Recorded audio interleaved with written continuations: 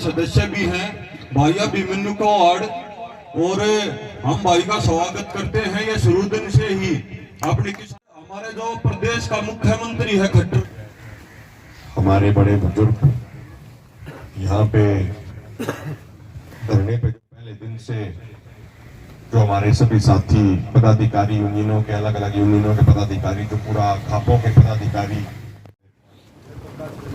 जयप्रकाश बेनीवाल साहब हैं, विमल पहलवान जी हैं, और हमारे जितने भी साथी जिनका मैं नाम नहीं ले पाया उनका माफी मांगते हो, उनका क्षमा मांगते हो। खरेटा साहब हैं, अमित तुशीर है नांगल गांव से, भाई आकाश दैया है गोपालपुर से।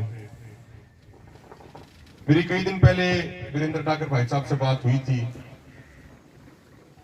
देखो, एक चीज महत्वपूर्ण यह है कि समय बदलता रहता है, समय में उतार चढ़ाव चलते रहते हैं। कदे संख्या हमारी कम हो जाती है, कदे संख्या हमारी ज्यादा हो जाती है। हम अपने रणनीति के अनुसार वो काम करते हैं।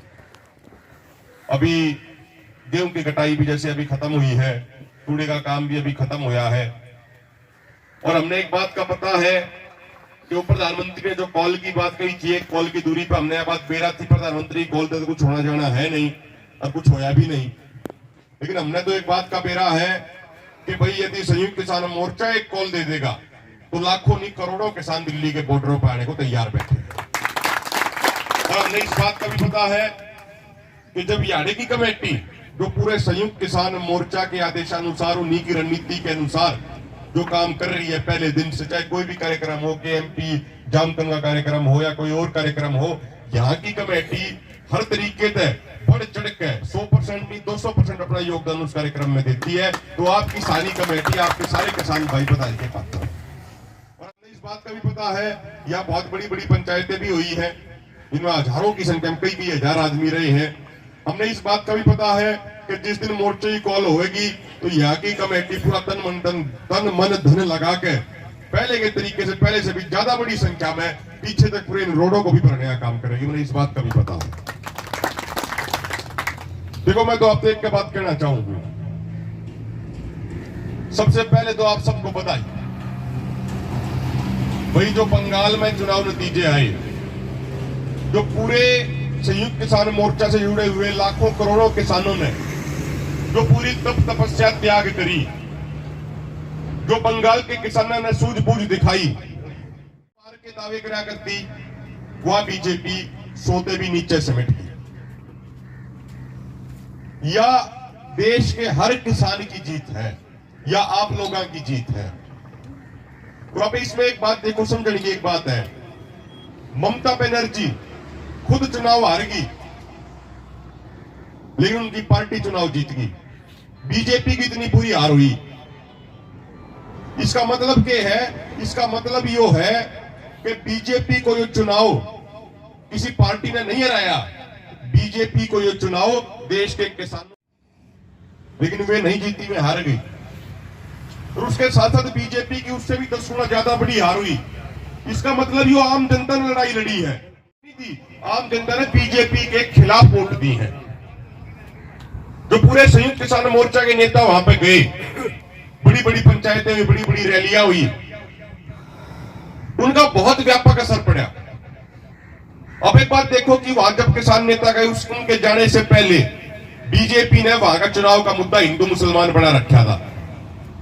लेकिन जब अपने किसान नेता उड़े गए तो उसके बाद चुनाव का मुद्दा हिंदू मुसलमान नहीं रहा, बल्कि हिंदू मुसलमान की जगह देश का किसान चुनाव का मुद्दा बन गया। यह सब आपकी सबकी चीज। उसके बाद जो चुनाव लड़ा गया, चुनाव हिंदू मुसलमान के मुद्दे पर नहीं, चुनाव देश के किसान, मजदूर, नौजवान के मुद्दे पर लड़ा गया। और इन मुद्दों पे बीजेपी के पास कोई जवाब नहीं था।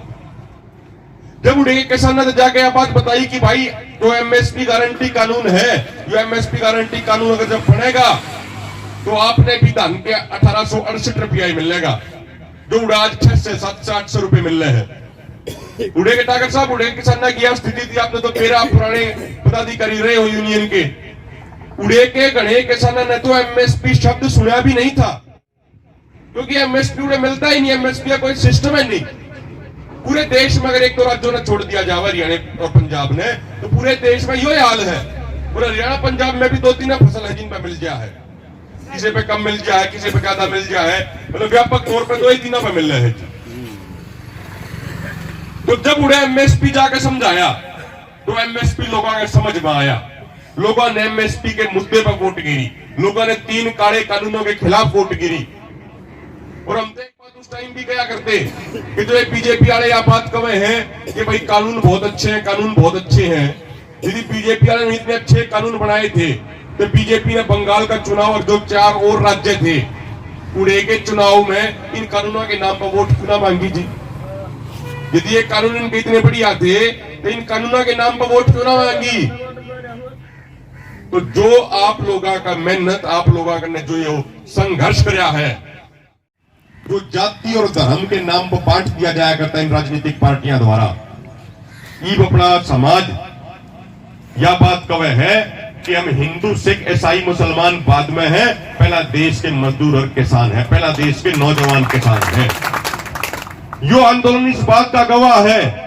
इन्हें मंचा पे, इन्हें धरना पे रविदास जी की जयंती भी मनाई गई, इन्हें धरना पे छोटूराम जी की जयंती मनाई गई, इन्हें धरना के ऊपर गुरु तेग बहादुर जी की जयंती मनाई गई, और इन्हें धरना के ऊपर हमारे मुसलमान भाई हैं जो रमजान के दौरान उनके रोजे भी खुलवाए गए।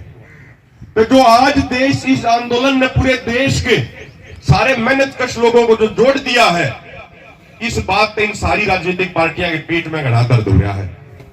क्योंकि ये राजनीतिक पार्टी आज तक हमने जाति के नाम पर कदे 35 बनाम 1 का नारा दे देते, कदे जाट बनाम नॉन जाट का नारा, कदे मराठा बनाम नॉन मराठे का नारा, कदे पाटीदार बनाम नॉन पाटीदार का नारा, तो कदे हिंदू मुसलमान का नारा।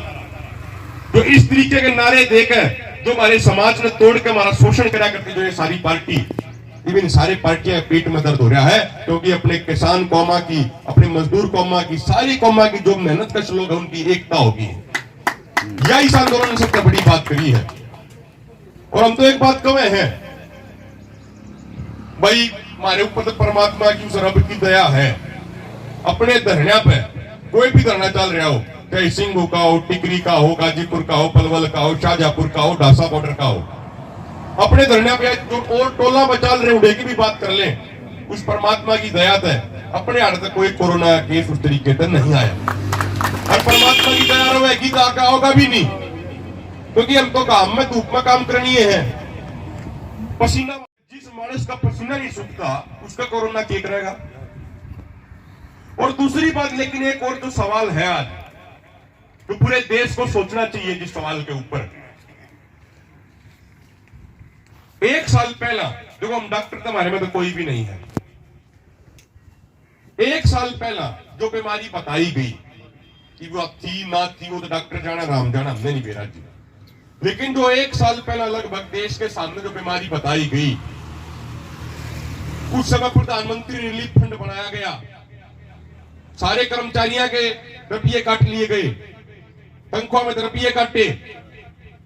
जब पछली में अपने गेहूं खरीदे गए थे उसमें तो अपने गेहूं काटे, गेहूं लिए।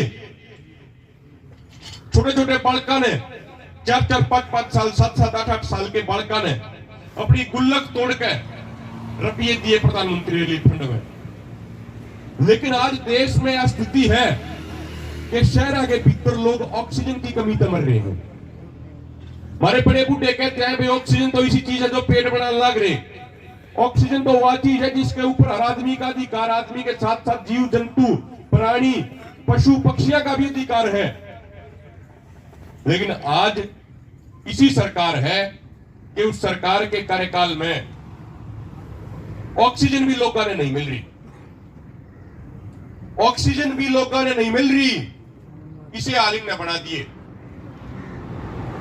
और एक बात समझने की है कि भाई जब 1 साल पहले ही नया बात कही कि बीमारी है, फिर इनने इतने रुपये भी इकट्ठे कर लिया, हजारों करोड़ों रुपए, तो क्या सरकार से यह बात नहीं पूछी जानी चाहिए क्यों हजारों करोड़ों रुपए का क्या होया, कड़े चले गए वे हजारों करोड़ों रुपए? क्या इसी सरकार में, मैं आप लोगों से पूछना चाहूं यह बात, ये गांव गांव में जाके ये बात करो, क्या इसी सरकार ने सत्ता में रहने का कोई अधिकार है जो अपने देश की जनता को ऑक्सीजन नहीं दे पा रही? इसी सरकार में कोई नैतिक अधिकार नहीं है राज्य में रहने का। और एक अंतिम बात, एक आखिरी बात मैं कहूंगा, आज जो या ऑक्सीजन की कमी के कारण शहरी लोग जो तरसन लाग रहे हैं, जो तड़पण लाग रहे हैं, यदि ये 3 काले कानून उल्टे नहीं हुए और यदि मंडियां का प्राइवेटाइजेशन हो गया, जिससे इस मोदी सरकार की सोच है, इनकी साजिश है, इनका षड्यंत्र है, इनकी मंशा है, यदि ये मंडी प्राइवेटाइज होगी तो देश के मजदूरों ने, दलितों ने, गरीबों ने और शहर में रहने वाले लोगों ने अनाज के एक एक दाने खातर भी ठीक इसी तरीके से तरसना तड़पना पड़ेगा, क्योंकि आज ये ऑक्सीजन खातर तरसना तड़पण लग रहे हैं। यह बात समझने की है, यदि ये प्राइवेटाइज होगी, मंडियां का निजीकरण हो गया, तो लोग अनाज के एक एक दाने के मोहताज हो जाएंगे। आप ये भी देख लो, आप इतने बैठे हो, सरकार ने, हरियाणा की सरकार ने रुके मार मार के कही थी कि 48 घंटे में किसी की पेमेंट नहीं आई तो 9% ब्याज देंगे, कही थी कि नहीं कही थी? कितने की पेमेंट आ गई जीत थी?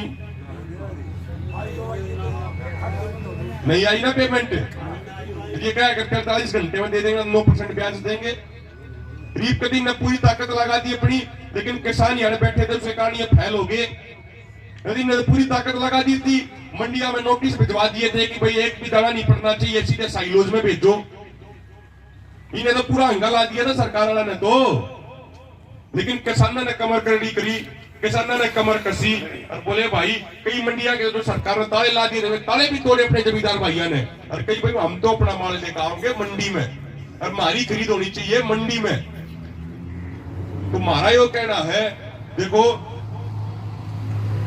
सारी चीजों का ध्यान रखते हुए धीरे धीरे करके सारा कटाई का काम, गेहूं का काम पूरा, फसल का, तूड़े का सारा काम पूरा हो गया है। धीरे धीरे अपनी संख्या ने दोबारा उसी तरीके से, ये बड़ा धरना है और मोर्चे ने भी इस बात को मान्या है कि भाई ढासा बॉर्डर पे इतने दिनों तक जो धरना चल रहा है, जो उड़ेगी खाप उड़ेगी, प्रधान उड़ेगी, पदाधिकारी जो धरना चला रहे हैं। पिछली बार जब डागर साहब गए थे तो इस पर पूरा विस्तृत चर्चा हुई थी ढासा बॉर्डर के मुद्दे पे। तो हम आप सब लोगों के बार बार धन्यवाद दिए, आप सब लोगों का आभार जतावे हैं कि दोबारा से जिस तरीके से आप पहले पूरे जोश से बैठा करते, उसी तरीके से आप अपना जोश जज्बा दोबारा करो। खेती बाड़ी के काम निपट गए हैं, इस चीज का ध्यान रखो कि भाई दोबारा तो हमने अपनी ताकत उसे सतर पे लेकर आनी है जड़े पहला थी। और मैं एक निवेदन करूंगा अपने आड़े की जो कमेटी है, उनसे भी मेरा एक विनम्र निवेदन है। देखो, एक नॉर्मल बुखार, वायरल बुखार है, वो गांव गांव में फैल रहा है, तो उस चीज को ध्यान में रखते हुए, मान लो आप यहाँ अगर 2 बार चाय बनाओ हो, तो 1 बार के चाय की जगह जो अपना बिल्कुल देसी चीजा का जो काढ़ा हुआ है, वो काढ़ा बना गया। बाद मोर्चे की मीटिंग में भी हुई थी डागर साहब कि भाई देखो, हमने अपना बचाव भी करना जरूरी है। वायरल बुखार है जो हर बार सीजन बदले, मौसम बदले, जब आया करे, तो हमारे विनोद गुलिया जी, जिनकी नेतृत्व में पूरे गुलिया खाप के साथ अन्य खापों के सहयोग से भी, और गुलिया खाप का तो नेतृत्व है, तो उनके उसमें जो धरना चल रहा है, तो विनोद गुलिया जी का भी हम बार बार धन्यवाद भी कर रहे हैं, उनका हम स्वागत भी कर रहे हैं। और वही पहले दिन से हमने यह बात देखी, जब 26 जनवरी वाले मैटर में भी केस हुए, इनको सस्पेंड भी किया गया। 2-3 ऐसे मामले आए हरियाणा में, एक विनोद गुलिया जी का मामला है, एक अपने में एजुकेशन डिपार्टमेंट में बलाराज जी, अजय बलाराज जी, उनका मामला, एक देवेंद्र बलाराज जी का है। तो ये 3 ऐसे हमारे पदाधिकारी हैं कि भाई जो आंदोलन के चलते प्रशासन ने जिनको सस्पेंड किया, सरकार ने जिनको सस्पेंड किया, वो ऐसे जो वीर बहादुर है किसान कौम के, उनके लिए एक बार जोरदार ताली बजा दी जाए। 10 सेकंड तक ताली बजनी चाहिए, तालियां में कमी नहीं होनी चाहिए। बहुत बहुत आपका धन्यवाद। तो मेरा निवेदन यो है, गुलिया साहब भी आगे हैं, डागर साहब भी आगे हैं, कि भाई यदि चाय का एक चाय न काट के यदि उस समय काढ़ा बना के दिया जाए, डॉक्टर ने भी वो सजेस्ट करी है, तो जो वायरल बुखार की भी जो समस्या जो गाँव में आ रही है, या भी नहीं आओगी। और अपने जो धरने हैं, ये धरने तो जो मान लो सरकार में तो हरावेंगे, जो वायरल बुखार है इसने भी हराने के अड्डे अपने धरने बन जाएंगे। और मैं तो कहूं, जो अपने अड़े गए गाड़ी वाले आवे भाई, इन्हें भी रोक के 1 घंटे तक इन्हें भी काटे बना के पियाओ, ताकि इन्हें भी लाके भाई जो अपने किसान हैं, ये अपने साथ साथ पूरे देश को बचाने की, पूरे समाज को बचाने की लड़ाई लड़ रहे हैं। तो एक में नारे ला दो, जोरदार नारे, जो इलाका भी गर्म है, दोनों अधू प्रकार के नारे लाइयो जी। देखो, जो जमींदार के खेत की रोटी खाता हो वो तो नारे लाओगा, और जो जमींदार नहीं है, जो जमींदार के खेत की रोटी भी नहीं खाता, तो उसकी सारी माफ है भाई। तो नारे जोरदार लाइयो जी। किसान एकता जिंदाबाद, मोदी सरकार मुर्दाबाद, खट्टर सरकार मुर्दाबाद, किसान एकता जिंदाबाद, जय जवान, जय जवान। बहुत बहुत धन्यवाद। धन्यवाद कुमार साहब। भाई बड़ी अच्छी बात है, कुमार साहब का अपना अनुभव है, लिखे पढ़े हैं। जब भी डासा बॉर्डर पाते हैं, कोई न कोई नई बात से हमने जागरूक करते हैं। कुमार साहब का धन्यवाद, इसमें भी कोई शक नहीं है। कुमार साहब जो ये बिल है, इसको भी अच्छी तरह समझ लिया और कोशिश करी है आप लोगों में भी बताने की कि बिल में ये कमियां हैं, और आप लोग भी उस बात को समझे हो। धन्यवाद है कुमार साहब का, डासा बॉर्डर पर आप पहुंचे और यूं ही जब भी कोई